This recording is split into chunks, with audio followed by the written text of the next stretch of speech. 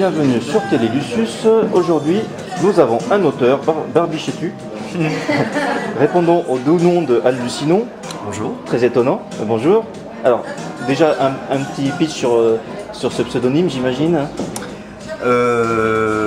Non, c'est originalité, pas un pseudonyme. si, c'est un pseudonyme. Ah, originalité avant tout. On essaye de ne rien faire comme tout le monde. Pourquoi ce nom Parce qu'on cherchait quelque chose qui s'apparente à la littérature ou à l'écriture au sens large. Nous, on se qualifie, le collectif des Loups-Singes, comme un collectif d'écriveurs, parce que écrivain, comme disait Desproges, ça fait trop prétentieux. Et en fait, on aime bien le prénom Hal par rapport à différentes séries américaines, notamment Malcolm. Et on cherchait quelque chose qui soit original. Et justement, l'idée même du collectif, c'est de véhiculer des informations originales, distrayantes, par lesquelles on peut apprendre des choses très sérieuses. C'est utiliser la gouaille de Desproges en taillant des shorts comme Coluche. D'accord. D'où lu sinon, il faut le lire, sinon attention. Oui. Et c'est les choses hallucinantes qu'on apprend. D'accord. Alors ce collectif des 12 singes, Oui. Il regroupe combien d'auteurs? 12, 12, on l'a dit. D'accord. 12 singes, des fois un peu sages, Ouais. et des fois plutôt singes. D'accord. Y a-t-il une relation avec le film de Terry Gilliam? Tout à fait. Tout à fait. On aime beaucoup le film, mais vu qu'on déteste l'armée, Oui. D'accord. plutôt que l'armée, les collectifs. D'accord. Ok. Alors qu'est-ce que vous nous présentez aujourd'hui? Alors aujourd'hui, le chef vous propose le premier livre, donc Lendemain du Grand Soir, où tous les textes en fait sont disponibles sur le site Lendemain du Grand Soir, où on peut télécharger tous les textes en PDF, les imprimer chez soi. Donc en fait, il y a deux parties. Ça, c'est le roman Lendemain du Grand Soir, qui correspond à une vision moderne de Voyage en Utopia de Thomas More. Donc on dit toujours un autre monde est possible, oui mais lequel? Donc plutôt que ce soit une idéologie à l'emporte-pièce, c'est plus des pistes de réflexion pour construire un monde meilleur basé sur l'égalité des citoyens, la vraie liberté, égalité, fraternité. Comme nous l'a souvent promis la Révolution française, mais qui n'a jamais tenu ses paroles, on essaye de mettre en forme et de trouver des solutions, enfin, à la fameuse question sociale qui n'a jamais été résolue.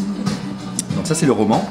Et en parallèle, une vision sérieuse, donc les aubes du grand soir et les crépuscules des dogmes, les dogmes étant la religion, l'État, l'argent. Comment tout ceci s'est mis en place depuis la préhistoire jusqu'au début de la civilisation et avec la naissance de l'État, la naissance de la contestation et de toutes les révolutions qui ont pu émailler l'histoire. Le deuxième livre, c'est La philosophie sausparkoise, ça te cul. Donc c'est basé bien évidemment sur la série très vulgaire South Park.